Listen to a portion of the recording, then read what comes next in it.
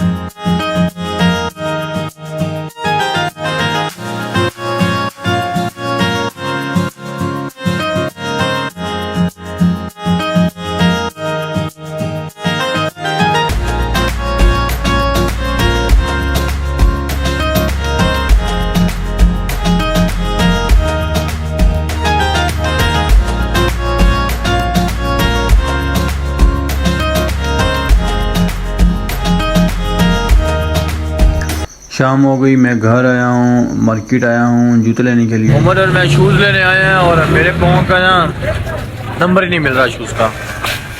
11 number चाहिए और पूरी मार्केट घूम लिया, यहाँ पे नहीं है। मार्केट से मुझे जूता ही नहीं मिला मेरे नाप का और ना ही कोई डिज़ाइन पसंद आया, सो व्लॉग भी ख़त्म। बाय।